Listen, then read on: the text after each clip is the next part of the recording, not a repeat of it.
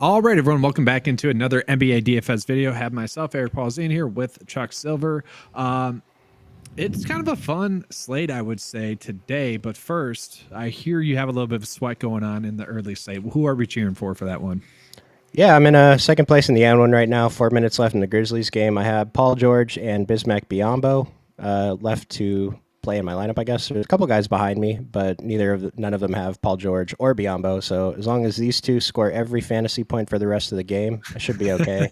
And the first place guy has Russ and PG. So if Biyombo can outscore Russ by 3 for the rest of the game, then maybe I have a shot at a takedown.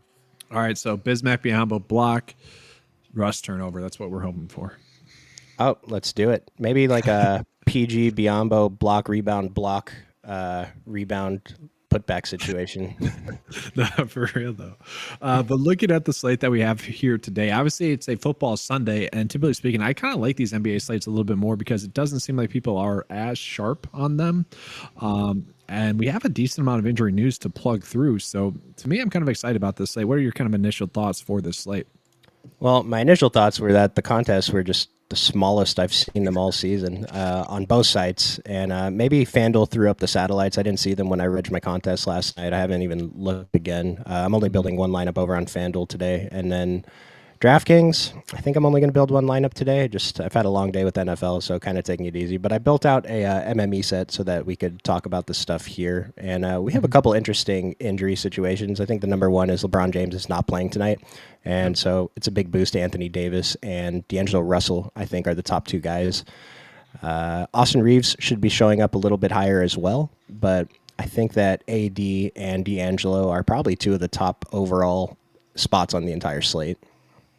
Yeah, I would agree with that. And so it's just tough to get to everyone else. I mean, maybe a little bit of Christian Wood if he wasn't as high priced, but he is. So it's tough to get to him. And it's just, yeah, Russell's probably a little bit too cheap and AD is still too cheap. So very easy to get to. I do have a question, though. Looking at FanDuel, where he is priced up enough, I guess, is he priced up enough is the first question. And then also looking at his 25% ownership, to me, that seems like it should be double. I don't know. I think AD should be at least 50% on DraftKings and at least 50 on FanDuel. Kind of what are your thoughts there? So on FanDuel, maybe things have changed since I built my dummy earlier, but I've actually had Luka and Jokic in my dummy over on FanDuel, so I don't think that there's any shortage of like solid 4 to 5K value guys to fit in a couple of huge studs tonight. And so I do feel like the ownership should be a little bit higher on DraftKings at 9,700. 25% on FanDuel, yeah, it's high for a guy has priced up as AD, especially when we already have Luka and Jokic on the slate who are both pulling very little ownership, but I don't know. Actually, looking at the ownership difference between Jokic and Luka, like AD is a top spot, but the model still greatly prefers Jokic and it slightly prefers Luka. And so at those lower ownerships, maybe we got to see which positions the better value is in. But I feel like it's a spot to get to Jokic and Luka. But I mean, AD is the chalk pay up, and so he's going to be a great play tonight again, especially against Portland. Yeah, well, I mean, like how fast does the game blow out or does it? I mean, Portland has been terrible. And I guess we should talk about the Portland situation next. I mean, it is the late night game there. Malcolm Brogdon's out, Simons is out. And then also, who's the other one? Oh, Scoot Henderson's still out. So we see Skylar Mays, Jeremy Grant, Sharp, and Aiden as well getting some pretty heavy minutes, but definitely the guards are getting heavy minutes. We have Skylar Mays pulling in as kind of a chalky option, Grant as kind of a chalky option, and then Sharp, not too high owned on FanDuel, pulling in a little bit more ownership. Are you kind of looking at anyone here, or are they probably just properly owned? Well, Jeremy Grant was the number one guy I was looking at, but his ownership on FanDuel is crazy, but his price is also, I think it's incorrect. He should probably be at least 7,800, so we at least have to make a decision. But I think we play Jeremy Grant, and I don't think we have to like really think twice about it. I mean, this dude took almost 30 shots last game. He's probably going to take 20 plus tonight, and it's a great spot against the Lakers. Yeah, I agree. And then I do think there is some merit to playing a little bit of Skylar Mays and also Sharp just because the minutes are going to be heavy there. I would say they're probably properly owned. And is Skylar Mays going to shoot 50% again? I mean, maybe. Yeah, it's tough to say. Obviously, he had a much better game than anyone would really think. And then Sharp, he's just getting heavy minutes. Feels like a GPP play. Not shooting the basketball all too well. Not really doing much with the peripheral stats. Got into foul trouble. So heavy minutes should be I don't want to say safe play, GPP play, because he could put up 45. Well, so I just ripped an underdog battle royale draft right before we hopped on this stream, and Skylar Mays ended up being my highest exposed player. I did 20 drafts on stream. Go check that out if you want to see some fast-paced action. But I'm pretty into Skylar Mason. I think he's a great play. 37 minutes last game. I don't know if he has potential for more, but it seems like his price is fine on both sides. FanDuel, it seems expensive, but the lower ownership, I think, cancels that out. And just with those best ball drafts, when does that lock? Are people going to be able to get in there and watch that right now up until lock, or kind of when is that? So most of the time, the lock is the same time as DraftKings and FanDuel, but today Underdog included the Philadelphia-Indiana game, so that those contests are already locked. It's probably about 20 minutes before the first game starts that they lock. And so I wish they didn't do that. I wish it just started at 4. But I was able to catch some overlay on it, so that probably evens out the earlier start time. Yeah. Let's talk about, I guess, a little bit of Phoenix, and then we'll just jump into the slate here. So Phoenix, we have Bradley Beal looking like he's going to play. Devin Booker, game time decision, looking like he's going to sit. Eric Gordon, game time decision. We don't exactly know what to expect from him. We can say Eric Gordon does have a minutes projection in right now, so the data kind of thinks he's going to play. Yeah, I mean, I have no reason to think anything different from what you just said. So I built the my MME lineups as if Devin Booker is sitting and Bradley Beal is in. And Bradley Beal, I don't know, what is a minutes limit in the NBA anymore? Because he played 31 minutes in the last game. So I know. That doesn't really seem like maybe, yeah, a typical game would maybe be 35, 36, maybe a little bit more. But if he plays 31 minutes, his price on DraftKings at least is fine. On FanDuel at 7,600, he's only projected for 17% ownership, but it's not really a spot I'm very interested in there. Yeah, it's definitely. I do want to talk about the whole NBA reporting. What are your thoughts on that? Like yesterday, Markelle Fultz was a scratch right after lineup lock. Is that more on the teams, NBA, or really FanDuel and DraftKings, where if they just set the start time 7 minutes later, probably would be a moot point? Kind of what are your thoughts there? First off. This is like the 4th time that's happened this season. Like, yeah, a couple of the other times, the dudes got ruled out after the game started. I mean, Jalen Smith the other night was chalk, and he got ruled out after the game started. And then yesterday, Markelle Fultz, I think we actually got the notification 30 seconds before lock, but it's not enough time for any human to do anything with that information. Or if you did mass entry, like not enough time to edit that stuff either. And maybe global swap, but like, yeah, that's all you can do. A lot of sugs already, so yeah.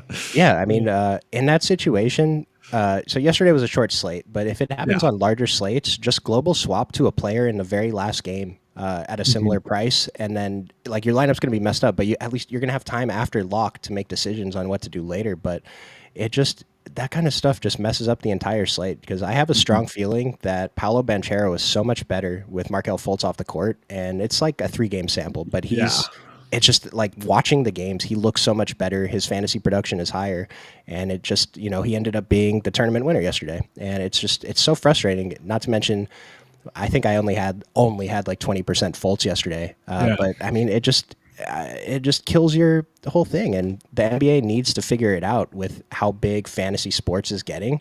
It's a really big problem. No, I agree. It's just, but like, just put the start time back. It's definitely something needs to happen, because you're right. Like 2 straight nights in a row, pretty much, where chalk players sad, and it's just tilting. But also, we know it's the nature of the game. It happens, whatever, but it shouldn't happen as much as it has. Let's go ahead and move on into the guards. So looking at the guard plays that we have today, didn't want to get on too much of a gripe, guys. We did have a question come in as well. So Josh Giddey is way overdue. Let's start with that, and I would start by saying I don't think that's true. I think this is just kind of the role that he is playing currently with them healthy.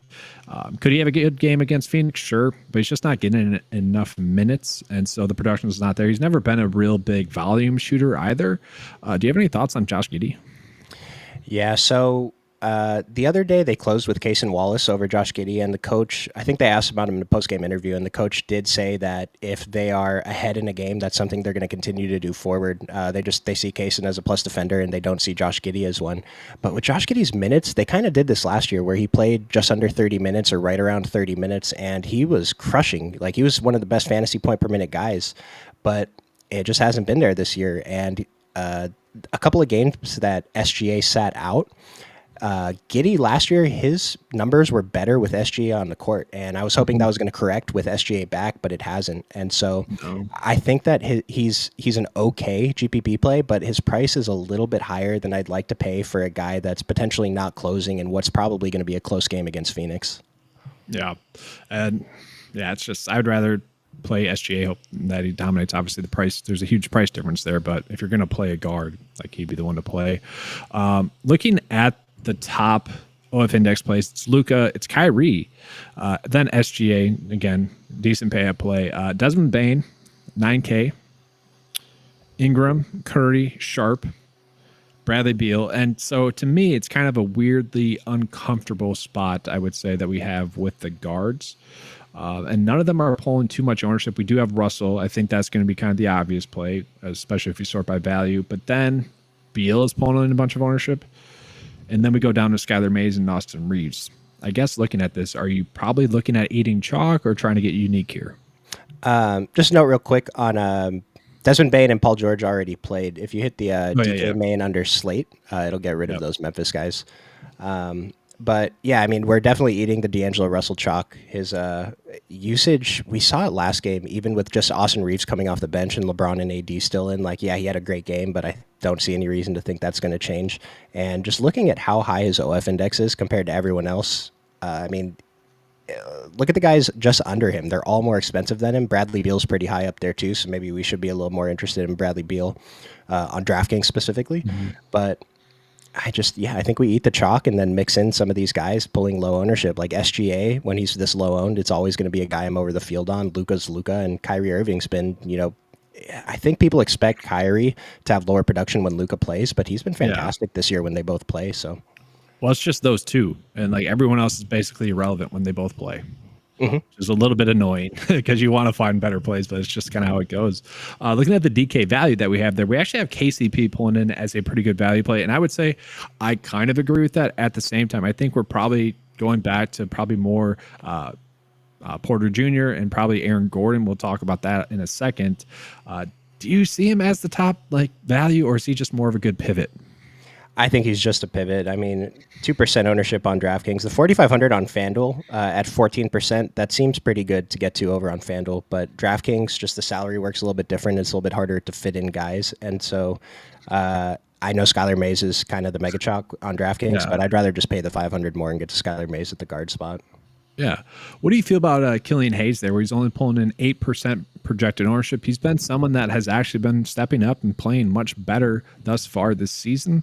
Is he someone that you're looking at as a good value, maybe a potential leverage spot? Absolutely. There was a game not too long ago where Killian Hayes' ownership was he was chalk for some random reason, but then the other slates he's been low owned. But look at these minutes he's playing. I mean, 34, 39 minutes. His usage is high. Cade Cunningham has not been the man that we expect him to be, a number 1 overall pick. And maybe there's something about Killian Hayes where people think that he's not that great compared to the other players in the NBA, but he's been phenomenal this year. Like, he's probably been one of the best tournament winners from slate to slate this season, especially considering price tag and kind of low ownership. Do you want to call it that Ivy is back as well? Are we expecting him to get 30 minutes? Probably not. I mean, even 20 minutes. He's kind of a non-factor for the Ivy, or is he? I guess for Hayes, is he a non-factor, or is it just maybe a slight bump down, and maybe that's why he's pulling in 8%? It definitely has a potential to affect Hayes' minutes, but Ivy, I don't know what happened to this guy. He was so good at the end of last season, and he's just not been the same player this year. And so I don't think we're interested in playing him in DFS, but yeah, he could cut into Hayes' minutes. I mean, we have Hayes projected for 32. I think even with 32 minutes, Killian Hayes is pretty great at these prices, particularly on DraftKings. Yeah. And then I think we have some other guards that are just worthwhile to mention. Drew Smith is one, pulling in some chalk ownership. Then I feel like we kind of got to decide between Daniels or Hawkins for the Pelicans with McCollum out. Maybe, I mean, it's not like a make or break point, but also potential good spot there. And then also, I do want to get your thoughts on potentially Grayson Allen as like a GPP play on FanDuel. Oh man, you know that I love playing these low-owned guys, but I just can't see myself getting to Grayson Allen. I know that he went super off the other night, almost had a triple Mhm. double, hit like 7-3 something. But Yeah. and Bradley Beal's back. Grayson Allen's still going to get his minutes, but it's hard for me to want to go there. And then Drew Smith, he was the guy I was very interested in before Jimmy Butler got ruled in, and maybe he's still going to get some minutes, but the big appeal with Drew Smith was that Jimmy Butler was not in, and we haven't Yeah. predicted for 29 minutes, which actually that seems kind of insane. I'd be pretty surprised if he got up to 29 minutes. And So at these ownerships, I don't know that I'm that interested. But he's super cheap on DraftKings. yeah, I do want to point out like Kyle Lowry. Oh, he is listed out. Did that just Oh, happen? I actually missed that Kyle Lowry's out. So Me if Drew too. Smith is confirmed starting, that changes. Yeah, 3,400, like play Drew Smith, no That problem. actually that messes up my prop day already. That's so tilting. It makes sense though. Back into back to back, that makes sense. So probably going Drew Smith. Is Josh Richardson questionable? He's probable to play. He's someone probably a little bit too high priced. Then are we going to Jaquez again? Because I like he had 38 minutes. Like he was the chalk easy play. Finally, it was a slate that I wasn't covering. I was kind of mad about that, but I would say with Hero and with Kyle Lowry out, they could just shift Butler up or down a position. And is he a good play today? I mean, should we just pivot into the forwards here right now? Yeah, we can pivot into the forwards. I mean, who's the play? Oh, who's the player you mentioned? Jaime Jaquez for the Miami Heat. He played It 38 cut minutes out. last Sorry. night. It's kind of out for you right now. All right, let's switch up. Well, Here we I don't go. know. You can hear me now, right? Jaime Jaquez Yeah, for Miami. So he yeah. played 38 minutes and then kind of broke the slate, 31 DraftKings points. Obviously, that was with Butler out, but are we expecting anything from him? So I played a bunch of this guy yesterday, but I did have some hesitation to just jab him in because I mean, for all we knew, he was on that same minutes limit that he's been on, but he played, yeah, what, 38, 39 minutes, and his price hasn't adjusted. He's still projected for low ownership. I'm pretty sure it's going to come in higher than 9 and 1%, just given what he did yesterday. Mhm. But even with Butler in and Kyle Lowry out, I have to imagine that he has the potential to still play towards closer to 30 minutes. And we haven't projected Yeah. for 25. If we give him an extra 5, I mean, that's going to shoot him up the value rankings a little bit. And so it's definitely a player I'm interested in.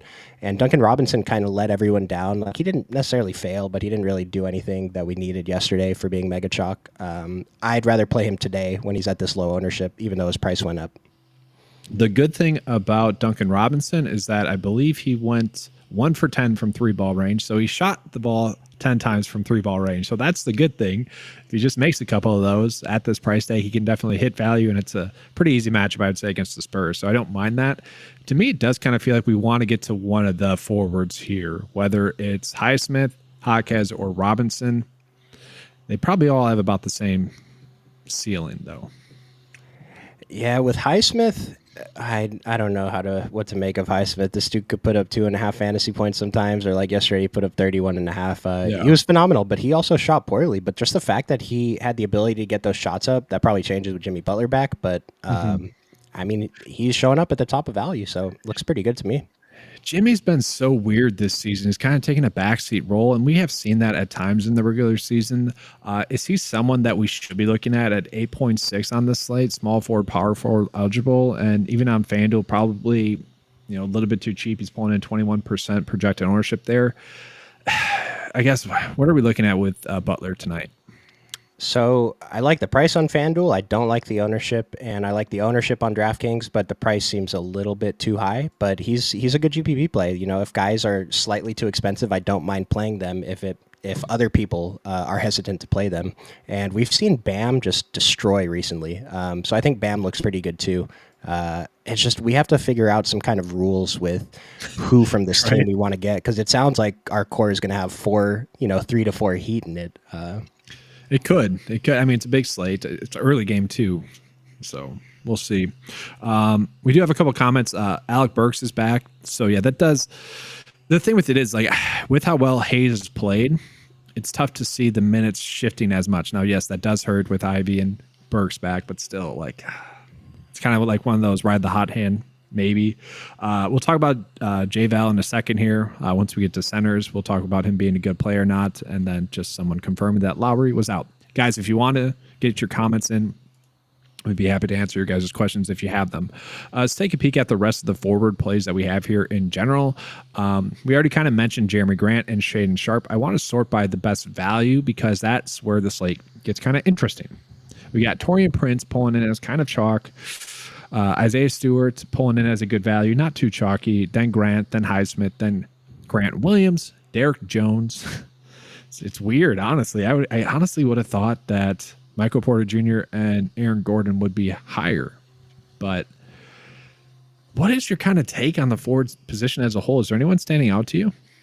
So we've talked about this on stream. Jeremy Grant looked great in the OF index, and he's one of the top value plays points per dollar. So I think, I think we just play Jeremy Grant and don't worry about it. Now, Bradley Beal is in a similar situation. He's also near the top of value with a good OF index. It might be my personal biases not wanting to get there, but it looks like the model does agree that Bradley Beal is a good play. And then the guys at the top, Taurean Prince pulling the super chalk, I completely disagree with it. I understand he's top of value. I understand LeBron's out. He's probably going to play big minutes, but it's just historically, he has not been a good fantasy producer. He's had a couple of great games this season. He was a tournament winner once or twice, but Taurean Prince, I'm pretty sure, is a piece of chalk that I want to avoid tonight. Yeah, just looking at his price as well, I would say the Miami value that we kind of just touched on seems like safer and more upside as plays. You could look at someone like Tari Eason as well, maybe Jacine Tate, who has been getting some run lately. I think I would almost rather get there. I don't see that as a point of emphasis on this slate, which is kind of crazy that he's pulling in that much ownership. Yeah, that's going to be a tough one for me. But you mentioned Grant Williams at 1% owned. I don't mind getting a little bit over the field. We're not going crazy with Grant Williams, but I do think that he's been a pretty productive player as long as he stays under 5K. It's a pretty deep value pivot, but I don't mind getting there a little bit. I don't mind that. I do want to get your collective thoughts on MPJ and also Aaron Gordon, because to me their price hasn't, bumped up enough, especially Aaron Gordon, who's been super consistent. He's projected to get 33 minutes. MPJ projected to get 30 or so. They're both coming in pretty low owned. MPJ is 9%, Aaron Gordon 5%. And to me, they are both kind of really solid plays. Do you like them tonight? Are they overweight options, or just maybe tell me why they're not pulling in as much ownership? So I've been on Aaron Gordon since they didn't raise the price. They finally raised it on FanDuel, and so the 1% ownership makes sense. It just at 7,700, it's so much harder for him to smash that price tag than it was when he was 6,700 or whatever he was. And then on DraftKings 6,900, that seems like an okay price. It sounds a little bit cheap given what his role has been recently. It's a pretty good matchup against Houston. At 5% ownership, I'd like to get over on that. I don't know why he's not pulling more. It just the other forward plays that we did mention in that 4 to 5K range, they're probably just going to overtake a lot of the ownership. It's just a lot easier to click on those guys. And maybe people don't think Aaron Gordon has that super ceiling, but he doesn't have to hit a super ceiling. No. If Aaron Gordon does what he's been doing the past few games, you're going to be very happy he's in your lineup. And then, Jeremy Grant being a similar price too. It's just, it makes Aaron Gordon a really good pivot. And MPJ, he's a little more volatile, but I don't mind getting there either on either side. Yeah, I don't. So that's kind of why I was bringing it up for, especially Aaron Gordon there. I think it could be a good pivot from Grant. Let's say that game blows out, which don't want to make that a point of emphasis because that's kind of fluky as to when it occurs. Okay. But yeah, 40 for Aaron Gordon, 4 straight games. I would say that's almost as likely as Grant going for 40. Now, does Grant probably have a higher ceiling? Sure. But that's just crazy to me, the difference there. I don't know. We do have a question coming in about Wiggins as a play on FanDuel. Basically saying he's too cheap. I've been thinking Andrew Wiggins is too cheap, but he's been losing his minutes. The problem is we haven't projected for 25, and last season, Andrew Wiggins, when he was around 6K, was a guy I was always going to be over the field on, didn't care what the matchup was, and he's at this low price, and I'm still not that interested in playing him, and just... sure, he has the potential to play 30 plus, but we've seen kind of a different rotation from Golden State this year. And Andrew Wiggins is not guaranteed to close like he was last year. And that's a huge thing. If he's not on the court for those last 5 minutes, then, he will close some games. I think he did close yesterday, but it's not, it's tough. But I think he's a fine GPP play. Just ask yourself, is he going to be a higher price in 2 months? I think it's pretty likely that he is. And so we do want to mix him in, but it's not a guy that I'm super trying to get to, Yeah. And we'll just sort by the FanDuel value that we have in general here. Maybe we can find some better options than potentially Wiggins there. Looking at the FanDuel value, no shock that Grant's pulling up. We do have Stewart still pulling up there. Then maybe Grayson Allen. That's okay. KBD as an okay play. Duncan Robinson, I'd probably rather get there. Same sort of ish play where you're kind of banking on someone shooting the basketball well. I guess, what are your thoughts on Isaiah Stewart as a play? Because he is kind of relatively cheap for a guy that's been getting 35 minutes or so, projected to get 35 minutes. It's just he hasn't been as productive as we would have thought with Jalen Duren off the court. Yeah, so I was pretty excited to talk about the Detroit front court situation on today's stream. I'm pretty happy it's not another Marvin Bagley day. That sounds great, not to play 100% of a guy that puts up 4 fantasy points. But Isaiah Stewart, power forward eligible. Bagley's only center eligible. Same with Wiseman. Like Isaiah Stewart, we're pretty confident that he's going to stay on the court. Bagley's been getting played off the court and he's losing those minutes. But Isaiah Stewart, we have projected for 35 minutes, power forward eligible on both sides. His price is probably slightly cheap with Duren out, and his ownership is in check. So I think Isaiah Stewart, and the model agrees. Isaiah Stewart's a great play today. Yeah, I don't mind that. So, yeah, maybe that's why those Denver players are not pulling as much ownership, just because we have a lot of good pivots. And the chat is kind of popping off right now. So let's just talk about some of the questions that people have. So let's see here. Is Cam Reddish a decent leverage play off of Prince? Or I guess let's put another part of that question as like the Lakers. What other player would be good leverage spot off of Prince? I would have said Rui was a better leverage spot off of Prince versus Cam Reddish, but these guys are all pulling double-digit ownership, and so I don't know that any of them are actually leverage spots off of each other. When I think of Rui is projected for half the ownership of Taurean Prince on DraftKings, and Cam Reddish is projected for 10% less, but when I think of like getting the leverage spots, I kind of want to get a deeper ownership discount, but like they are leveraged in the sense that, the more that these guys do, it makes sense that that's less less production for Taurean Prince. But I feel like I would just get to other spots. I don't mind Rui though. His price seems good. Yeah. I mean, who's going to get the most minutes? It's probably Rui, right? As compared to like Christian Wood for like the backup center / when the 80's off the court.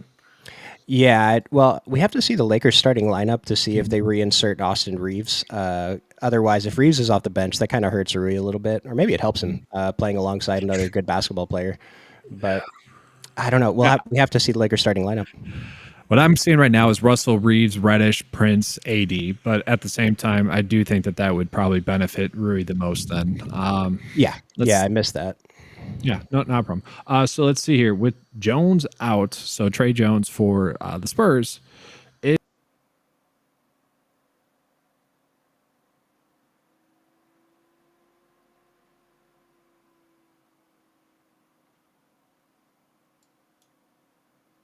I get disconnected or Eric got disconnected?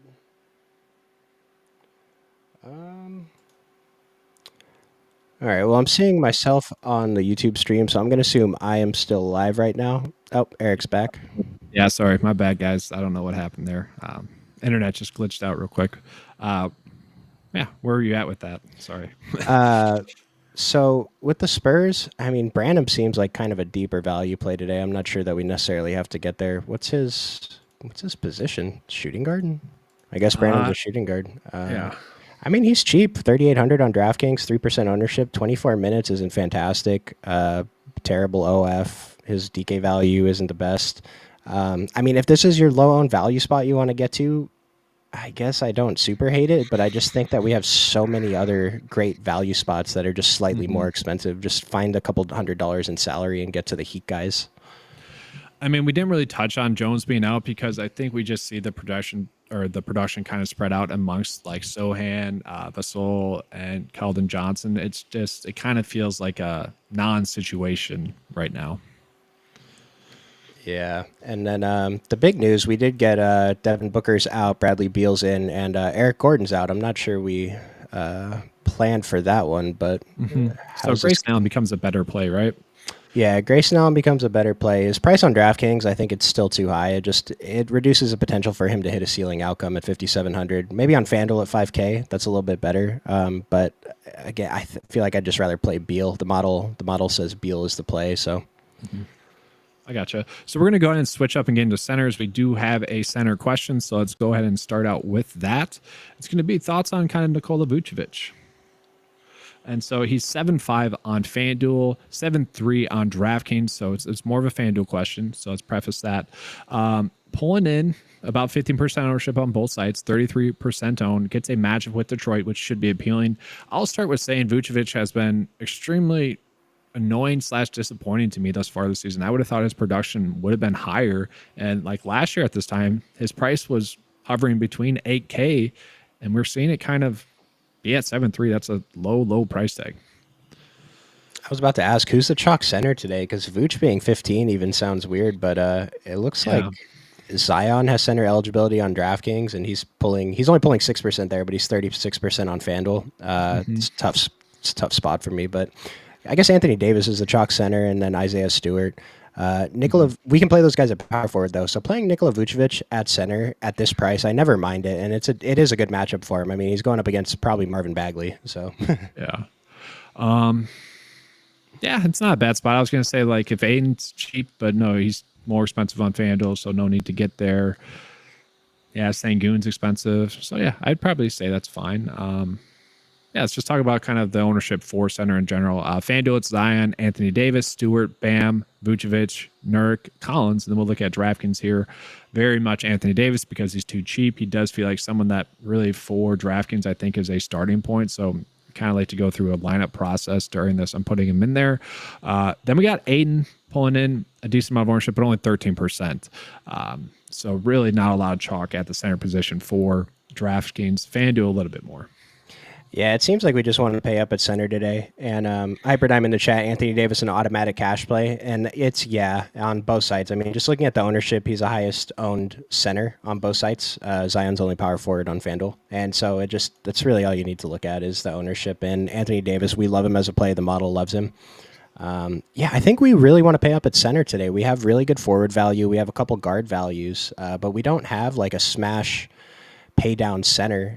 Marvin Bagley's price came up a little bit, and he's been so disappointing. And we have more confirmation that he has kind of a shorter leash if he's not performing well. But Marvin Bagley's still a good GPP play. I mean, everyone was jamming him in, and now he's low owned. Yeah, I mean, I don't even know what happened there. Did he struggle? Did he get into foul trouble? Like, I don't really know. But when we see him get minutes, he is productive. So I don't mind it as a GPP play there for him. It is a weird spot. Like, I don't mind Stewart. I do want to get your thoughts on Aiden because he does feel slightly too cheap on DraftKings. Probably stay away on FanDuel, but we've seen him get heavy minutes, 41, 35, 36. He does have the 40 upside. Maybe, I don't know. What are your thoughts on him matched up against Anthony Davis? So on FanDuel, I feel like I'd rather just save the 300 and play Vooch or pay a little bit more and get to Bam, Jokic, Davis. On DraftKings, it's a little different because his price is good. And we talked about this on stream the other day. Centers going up against Anthony Davis. Now, Anthony Davis is a top 5 defensive player in the NBA. And it's probably a top 2 defensive big man, if not number 1. But he doesn't stop other centers from producing, if that makes sense. And the way Ayton gets his fantasy points, I mean, if he gets 15 rebounds, they have a need to play him at center, and it's a little bit different than it was at the beginning of the year because there's no Robert Williams anymore. He's out for the season-ending knee surgery, and so just like they have to have someone up against AD. They don't have another option to back up Ayton, who has a reasonable chance of guarding AD well. So I think the minutes are pretty secure, and I wish it was lower than 13% on DraftKings, but it seems fine. Yeah, I'm just kind of scrolling through the DraftKings like pricing, just have it up on my screen. They're all correctly priced is kind of the issue I'm seeing. Like maybe Stewart for GPP upside, but not much there. So I would almost say I want to be massively overweight on Anthony Davis. Then who would it be? Would it be Bam? Would it be Jokic? For me, it's Jokic. The one thing about Bam is I think this price is still appropriate, but it is a little bit higher because Jimmy Butler was out the last game. But I still think the price is fine. The ownership's in check, so I don't mind Bam. But I think today I'm just going to pay up for AD or Jokic. Okay. Yeah, I don't mind that approach. So we'll go ahead and switch up and kind of give a little bit of our final thoughts on the slate, but I think we should just refresh the model here on our end to see if anything's changed yet. Just as an FYI, guys, the chat on my end broke the live stream. That's what happened. So we can read off any questions that come in. I won't be able to pull it up on my end, just as an FYI. And so I'm trying to look Levine or Vooch. That's not the comment, but what do you think, Levine or Vooch? I'm interested in both. I think it depends on which position are we not liking the value at? And for me, I'm not liking the value at center, so I'm probably going to play more Vooch. Okay. Yeah, so let's talk about this. We didn't really spend too much time on it. So Dyson Daniels versus Jordan Hawkins. To me, I would say I like Jordan Hawkins a little bit more just because the likelihood of him getting more shot attempts up and actually making shot attempts, I think, is greater than Daniels. And Daniels, we haven't seen him really do too much, but the question was about Daniels. What are your kind of thoughts on Daniels tonight? I'm pretty close on them. So Dyson Daniels is a guy I've been interested in. I way overplayed him that game before he was starting after CJ hasn't been playing. And we did see higher minutes for Dyson Daniels in the previous game, which was great. I know his usage wasn't as high as we'd like. His production wasn't as high as we'd like.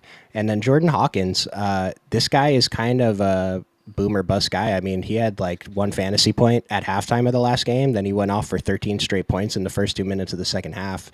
And so I like them both, but on FanDuel, and maybe the positions matter. Dyson is only point guard eligible FanDuel. Jordan Hawkins only shooting guard, while they're both eligible for both guard spots on DraftKings. My answer is just going to be Dyson, just based on the ownership difference on FanDuel. And then we did have a question about J-Val earlier, just in general. Kind of what are your thoughts on him going against Dallas? To me, it is a pretty appealing spot for him.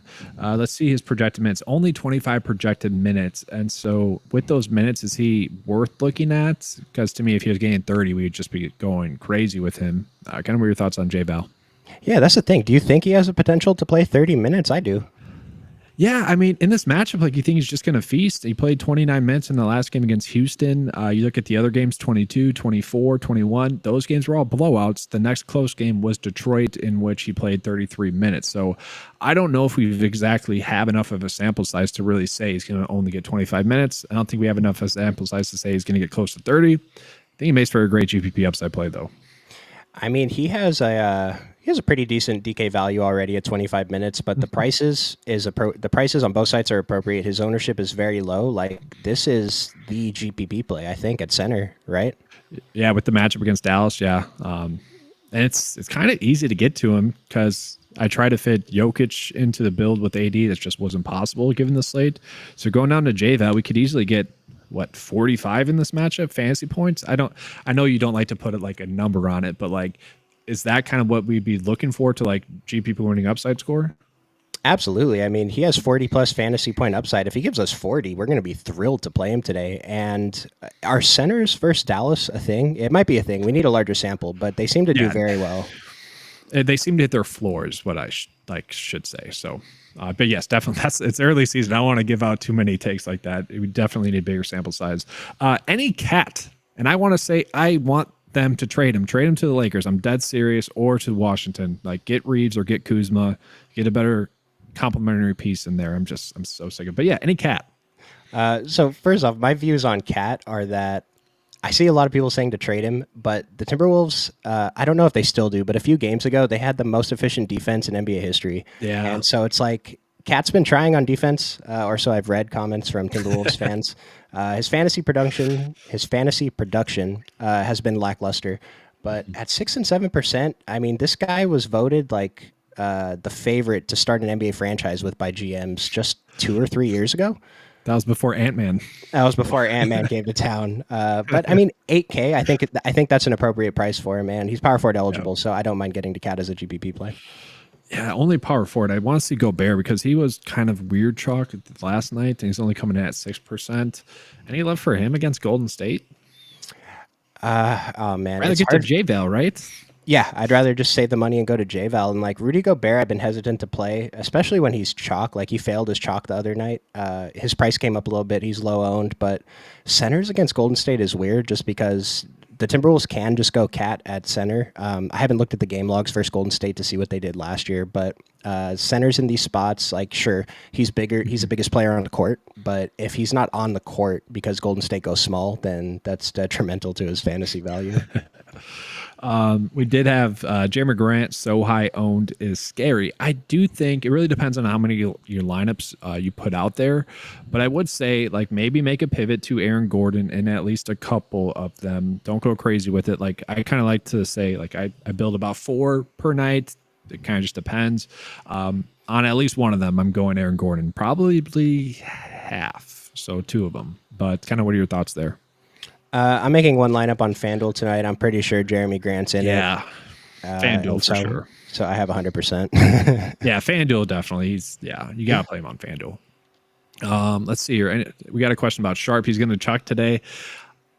Yeah, I mean he should. Like Sharp is so tilting. Like he's so low owned, and he's playing so many minutes. Like we have him projecting at 40 minutes, and he's only pulling in 7% projected ownership against a team that our Chuck doesn't like, the Lakers, his favorite team, the Lakers, but he hates them. What are your thoughts on that? Like, could he be a good play for us tonight, or is it just like he hasn't shown it recently, so it's tough to get there? I think the 7,900 price on DraftKings is too high, and I've mentioned a couple times on today's show that I don't mind overpaying for a guy if no one's playing him, and even at 7%, this is not a guy that I'm overpaying for. On FanDuel, 7,200 is more appropriate, and it shows with the 25% ownership, so I might get there on FanDuel, but I would just go somewhere else on DraftKings. Yeah. So while I have kind of the sample process lineup that we have out there, let's try to close this out. I feel like I want to eat the chalk with Skylar Mays in the guard position. That leaves us small forward and forward position. So right now I got Smith for Miami. I got Bradley Beal eating the chalk there, eating the chalk with Grant and Davis. J-Val's kind of our unique spot. Then where are we looking at for small forward and forward there? I have no idea how to pronounce his name, but I think I'm going with Jaime Jaquez on Miami. Jaquez, yes. All right. Yeah. I'm happy to hear that one. All right. So now we got forward left, 6.9 left over. Aaron Gordon. Oh, my goodness. Beautiful. I love this build. Sometimes it just works like that, right? Right. Oh, geez. Wow. Don't play this, guys. I'm not. This is not a bad GPP lineup, actually. We got a couple low-owned guys in there. Yeah, it works. I mean, obviously you could go Michael Porter Jr. I'm fine with that. Reeves is pulling in chalks. I mean, you could go with more of a balanced approach, get to Reeves instead at the small forward. We did have a question kind of about Grayson Allen now as well. Let's just talk about him. The issue that I have with Grayson Allen is that with Beal back and with KD back, he's kind of the third option in terms of getting open shots up, I guess, if you will. And the last time we saw him really go off, it was 50. He shot the ball 13 times from 3-ball range. Like, we're not really getting to Grayson Allen on either site, right? I don't think I am today. Okay. Yeah, makes sense. I do see a 2v2 in the chat, Fred VanVleet plus Reeves or MPJ plus D'Lo. And I'm not going to answer that directly, but I will say that D'Angelo Russell projected for 52% ownership on FanDuel. I think that's the player I want the most from that, so take that as you will. And then I saw a shout out for Dylan Brooks, good leverage from Allen. I love this dude, Dylan Brooks. I hate him, but he's been so good for the Rockets. And if people still don't want to play him, he's been a fantastic even fantasy guy. Like, he's shooting career highs in shooting percentages, and Houston, they've won 5 in a row. Most shocking thing I've seen all season. But yeah, Dylan Brooks, love him as a tournament play. Yeah, so just looking at kind of the ownership here before we get out of here. Right now, Drew Smith pulling in the highest ownership, then Russell, then Davis, then Mays, then Beal. And so just right at the bat, it almost feels like we're going to fade one of the chalk plays in most builds if you're going Grant. We kind of said we don't like Prince, right? That's kind of where we're putting our foot down.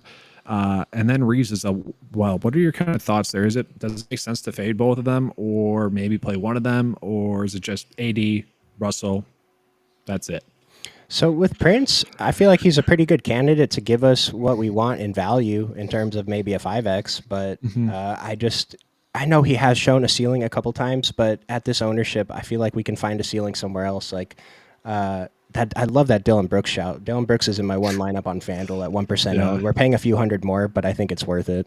And then Austin Reeves, what is his price? Austin Reeves, 62 and 6K. I mean, if he was a little bit lower owned, I'd be all over it. But again, he does have a ceiling. He showed us a ceiling, and LeBron's out against a bad team. But I feel like I'd prefer to go elsewhere. But if you're going to play him instead of D'Lo, I think that's okay. Yeah. And then with D'Lo, with that ownership being that high, what is the expectation for him? Is it like 40 or is it like Yeah, 38? it's got to be 40 on FanDuel, right? Really on both sites, 48%, 48% on both sites, ownership wise right now. That could even go up. It's kind of scary when you put it like that. Actually, you're kind of talking me off D'Lo now. Right? I mean, no, I saw that just now. I'm like, that's a little bit risky. You could go Smith, you could go Mays, you could go Beal. I get Beal's somewhat risky, but then you could even go. I'm going to sort real quick by DraftKings price as well, because most likely that's a later game, right? So he's going to be in the utility or guard spot. You got Beal there. We're not going Clay. Oh, I need to go back to the main slate as well. Keldon Johnson, Vassell. I don't mind that as a pivot. Vassell. Jalen, I guess I get it. Jordan Hawkins, I don't know. Would he be a safe play? I don't think he's safe. I don't think Jordan Hawkins is safe. I think he's a fine play at his ownership, but I don't think I'd call him safe. No, I feel like Dyson Daniels has a safer floor than Hawkins, even though Hawkins probably has a higher ceiling. Mm-hmm. And what about like Sohan for a pivot? I don't know. It's just I guess I get why it's that high now. Man, Sohan was a guy that I was all over early in the year. Like, we get a small forward starting at point guard, but I think he himself said that he hates it. And he hasn't been great. His ownership, if he was pulling the ownership at 5,600 on DraftKings, I wouldn't mind it. I'm not interested on FanDuel at 61. He hasn't quite shown me that he has this ceiling with this lineup with Wembanyama on the court that he had last season. And it's not a spot that I'm really interested in. But did we get news that Drew Smith is not starting for the Heat? Jay Rich is starting? Oh boy. Let me just refresh my data source here as well. Yeah, Underdog tweeted it out. Richardson, Robinson, Butler, Highsmith, Adebayo. And so Jaime Jaquez is not starting, and so I'm a little bit less interested in him now. Highsmith, if people flock to him, I'm not going to be interested. If he stays low-owned, I don't mind it, but it's just different when Butler's on the court. His usage is different. Josh Richardson's fine. And with Drew Smith, he played off the bench yesterday. He played heavy minutes off the bench, and he's cheap enough, so I still don't mind getting to some Drew Smith, but he's not going to be a huge part of what I'm doing, but I still like him at his price. So now with Josh Richardson starting at point guard, is he a good pivot off of a really chalky Russell? I don't know if he's a good pivot. He is a pivot. I mean, 5K on DraftKings, I'd rather just pay a little more to get to D'Lo. The 4,500 on FanDuel, though, that's kind of interesting, and it might open up the build. Well, let's see. He played 23 minutes last night. 19 DraftKings points. When we've seen him play 30 minutes, he didn't do much with it. So, yeah, I probably would agree with that. Personally, I don't care that Jaquez is coming off the bench. Just FYI, I think he's still a good play. Maybe a little bit riskier, like Highsmith, probably safer, but I don't think it's going to move points. So we're still going with Drew Smith. Like, do you think his ownership is going to still be 64 and 56, or is that going to come down? I refreshed the data. It hasn't changed just yet. It's got to come down. It's not going to come down as much as it probably should, but it's going to be lower than those numbers. Mm-hmm. I think. Right? I don't know. It kind of makes sense, though. Let's see here. We have a lot of questions. I didn't really catch it. Ingram, FanDuel, 8.3. Do you like him? Nope. GPP play. Okay. Guys, real quickly, I'm going to give the Discord chat plug. And then if you have any questions, get those in. We'll answer them. And then we're going to be telling you guys to get over to the Discord. So real quick, before we, end the video, I always like to give this plug because we go live on the Discord chat pretty much right now. Someone's probably going live right around now. It's typically 30 minutes before lineup block or just whenever we finish the YouTube video. So head on over there. We're going to give you guys live coverage there up until lineup block. We do this so the two hosts here can, kind of enter their lineups and whatnot as well. But get your guys' questions in. It'll be direct plays, both cash, GPP for both FanDuel and DraftKings. Then any closing thoughts for you there, Chuck? No, just shout out to you. Great host as always. Let's get a good Sunday win in NBA. Shout out to everyone that's here, guys. Lots of views. Appreciate it. Lots of likes as well. So appreciate it, guys. Good luck tonight. See you guys. Thanks.